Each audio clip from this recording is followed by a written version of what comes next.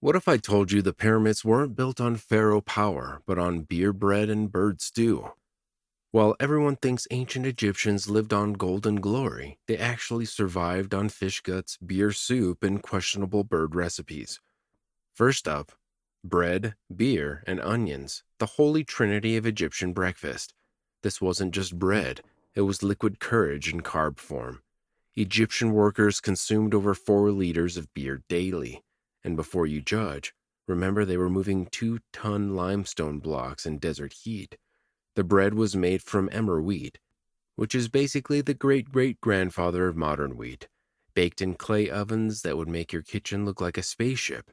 The beer wasn't your craft IPA, though. It was thick enough to need a straw, nutritious enough to count as a meal. Think kombucha, but if kombucha built monuments and came with a side of raw onions. Here's where it gets interesting. The same grade made both the bread and the beer, with bakers and brewers working side by side like an ancient food truck operation. Workers at Giza literally got paid in onions and radishes, which is like getting your paycheck in vegetables, except these vegetables helped build one of the 7 wonders of the world. Before Red Bull gave you wings, beer bread helped you build pyramids. It was basically a multivitamin you could get drunk on, and honestly, when you're hauling massive stones all day, you probably need both the calories and the buzz. The brewing process was surprisingly sophisticated. They'd partially bake barley loaves, crumble them into water, and let natural yeast do its thing. The result was a chunky, porridge-like beer that was more a meal than a beverage. Archaeological evidence shows brewing vats right next to bakeries because efficiency was key when you're feeding thousands of workers. The alcohol content was lower than modern beer, around 2 to 3%, but when you're drinking gallons of it, that adds up. They even had different grades. The workers got the thick, chunky stuff while nobles sipped filtered versions, but everyone from pharaoh to farmer started their day with this liquid bread. Number 2, and this is where things get real, salted fish. If beer bread was breakfast, lunch was whatever the Nile coughed up. And let me tell you, the Nile had some interesting offerings. Picture this. Fishermen would gut their catch, split it open like a book, and leave it to dry in the desert sun on wooden racks. It smelled like death, but tasted like survival. This wasn't your salmon from Whole Foods. This was catfish and tilapia that had been transformed into ancient fish jerky through the power of salt and sunshine. The preservation process was genius, though. They'd pack the fish in clay jars with enough salt to preserve a mummy, which coincidentally they were also pretty good at. Soldiers and workers got rations of this dried fish, sometimes pressed into cakes with fish eggs, like an ancient version of those protein bars you pretend to enjoy at the gym. It was Meal Prep Monday, but if Monday lasted 6 months and your meal could survive a nuclear apocalypse.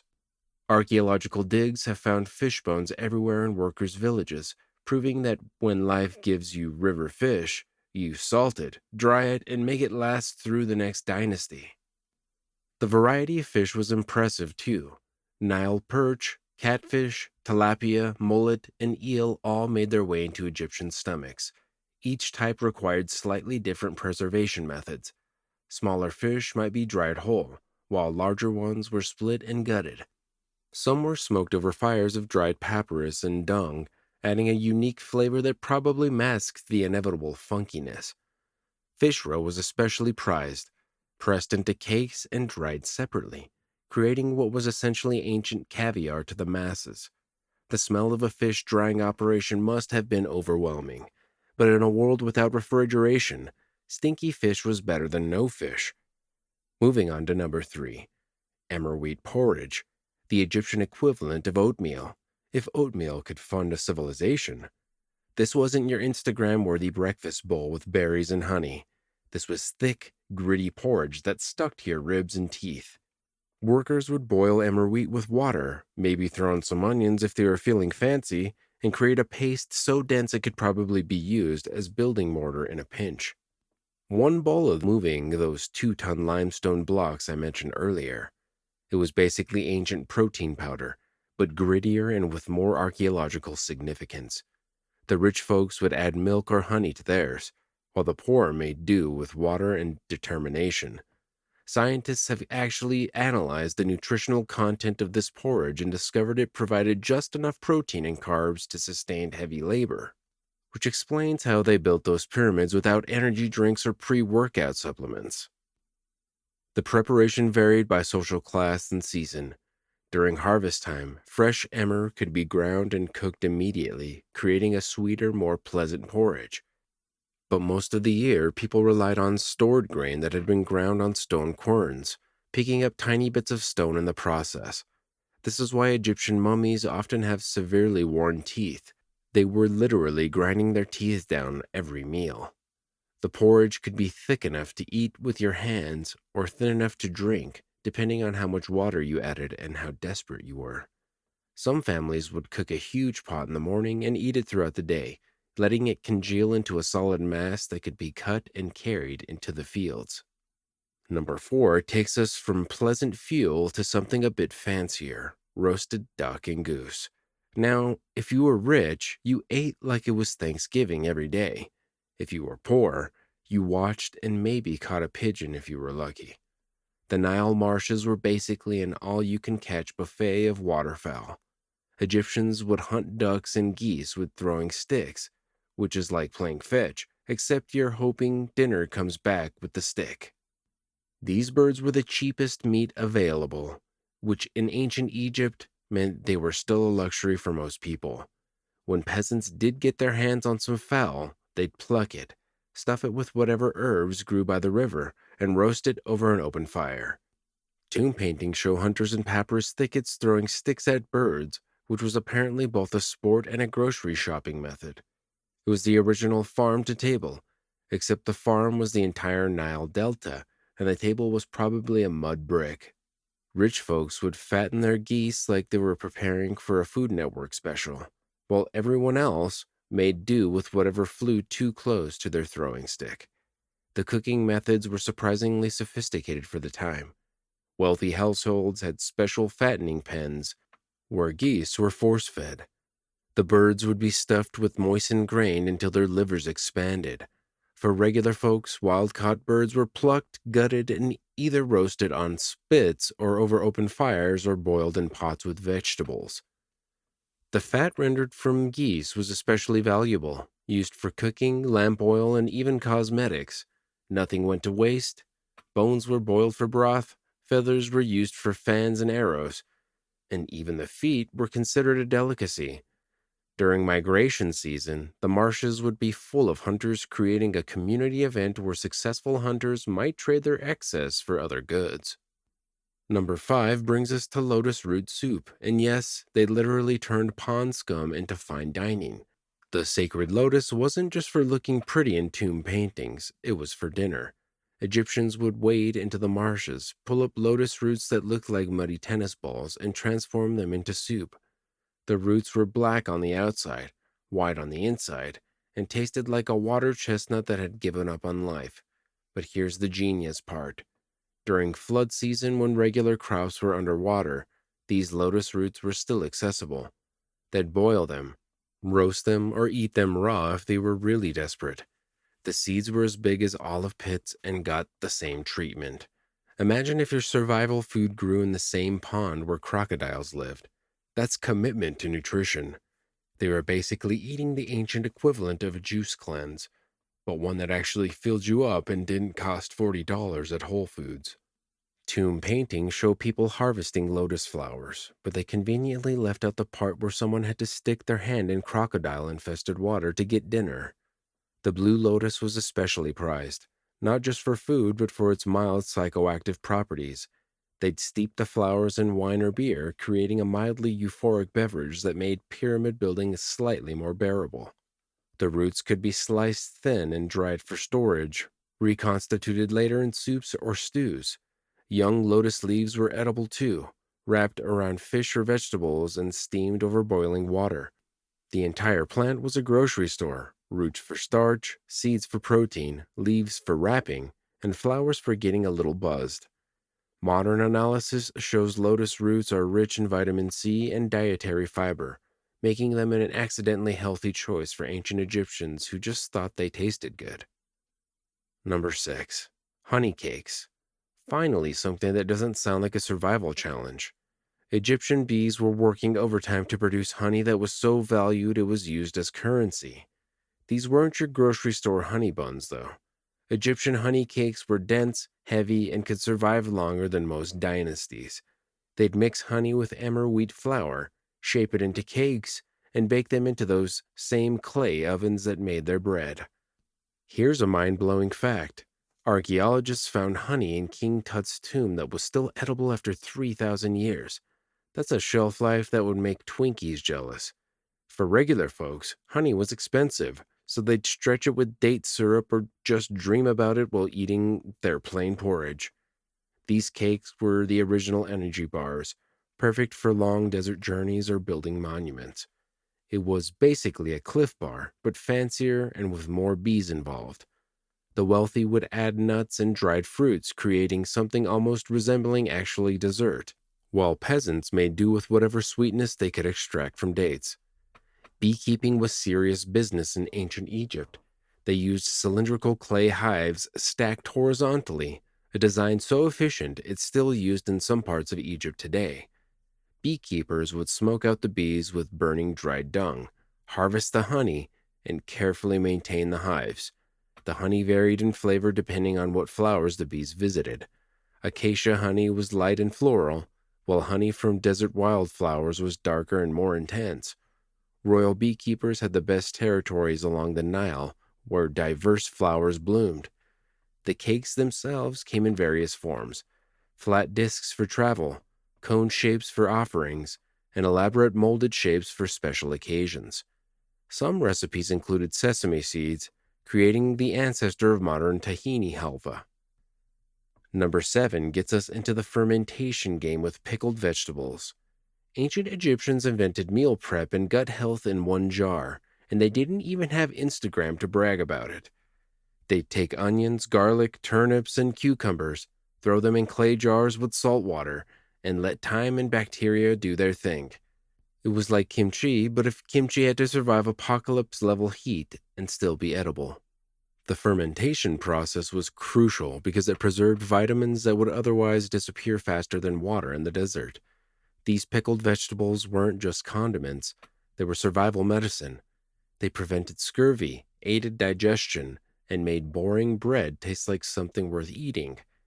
Tomb workers have been found buried with jars of pickled vegetables, because apparently even in the afterlife, you need your probiotics. The smell from these fermentation jars was probably strong enough to wake the dead, which in Egypt was saying something. The science behind their pickling was remarkably advanced. They used specific salt concentrations that encouraged beneficial lactobacillus bacteria while preventing harmful microbes. Different vegetables required different treatment. Onions were often pickled whole, turnips were sliced, and garlic was sometimes mixed with herbs. They even had sweet pickles, using date syrup instead of salt for a different flavor profile.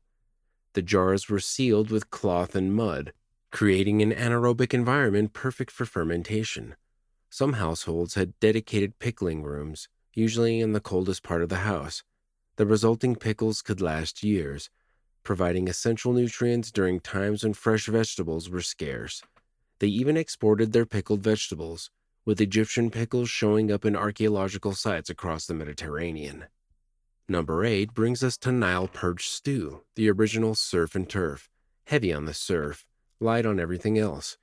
Nile perch could grow to massive sizes, and one fish could feed a family, assuming the family was very small or very patient. They'd throw chunks of perch into clay pots with whatever vegetables hadn't been picked yet, add some cumin and coriander, and let it simmer over a fire until it formed a thick stew. The cooking method was simple but effective. Clay pots placed over dried dung fires, because when you live in the desert, you use what you've got. The stew would cook slowly, breaking down the fish and vegetables into something that could be ladled over bread or eaten straight. Archaeological analysis of ancient cooking pots shows residue of fish mixed with the legumes and vegetables, proving this wasn't just survival food, it was a balanced meal. Rich in omega-3s and protein, it was accidentally healthy, though I doubt ancient Egyptians were counting their macros while trying not to die in the desert. The recipe varied by region and by season. Delta dwellers might add marsh vegetables like papyrus shoots, while those further south used desert plants. During inundation season, when the Nile flooded, fish were plentiful and stews were rich. During low water, they stretched the fish with more vegetables and legumes. Spices were crucial. Cumin, coriander, fenugreek, and dill all grew locally and transformed simple fish into something worth eating. The cooking pots themselves were works of art, designed with narrow necks to minimize evaporation in the desert heat. Some families had heirloom pots passed down through generations, seasoned with decades of fish stews. The best stews were cooked overnight, the fish bones dissolving into calcium-rich broth that nourished growing children and worn-out pyramid builders alike. Number 9 introduces us to date wine and syrup, because an even ancient people needed their alcohol fix. Dates were everywhere in Egypt, growing on palm trees that thrived in the desert heat. But Egyptians didn't just eat them fresh. They fermented them into wine that would make modern natural wine enthusiasts weep with joy. The process was simple. Mash dates, add water, let it sit in the heat, and wait for the magic to happen. The resulting beverage was sweet, strong, and probably made pyramid building seem like a better career choice than it actually was. For those who couldn't afford grape wine, date wine was the working man's happy hour. They also boiled dates down into syrup, creating a sweetener that could make even porridge taste decent. It was wine for people who couldn't afford grapes, fruit juice for adults with more pyramid-building energy. The alcohol content varied wildly depending on how long you let it ferment, leading to some interesting workplace accidents that hieroglyphics conveniently don't mention. Date palm cultivation was an art form.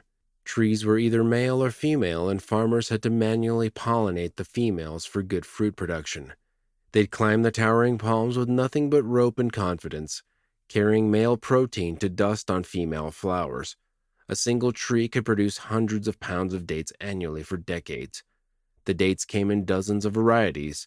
Some were best fresh, others perfect for drying, and specific types were reserved for winemaking.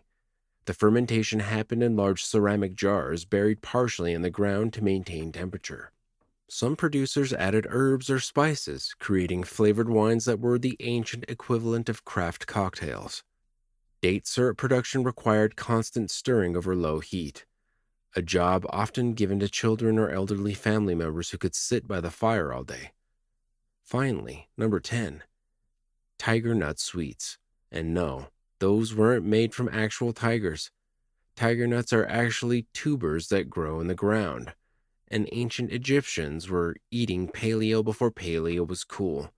They'd grind these nuts into flour, mix them with honey or date syrup, and create sweets that were actually nutritious. These little tubers were drought-resistant superfoods packed with fiber and healthy fats. The preparation was labor-intensive. First, you had to dig up the nuts, dry them, grind them on stone mills, then mix the flour with whatever sweetener you could afford. The result was a chewy, nutty sweet that could last for weeks. They found tiger nut cakes in tombs, suggesting these were snacks worthy of the afterlife. Modern nutritionists have analyzed tiger nuts and described they're basically everything a superfood should be: high in resistant starch, prebiotics, and minerals. Turns out Egyptians were influencers before Instagram existed. They just influenced through surviving in the desert, rather than posting smoothie bowls. Tiger nut cultivation was perfect for Egypt's challenging environment.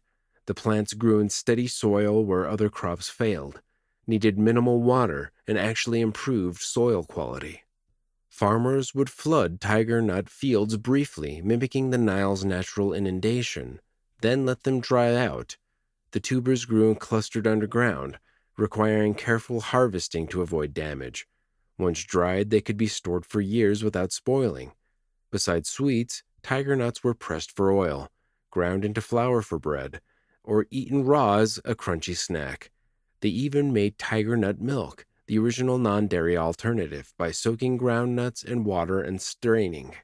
The resulting beverage was naturally sweet and refreshing, perfect for desert dwellers.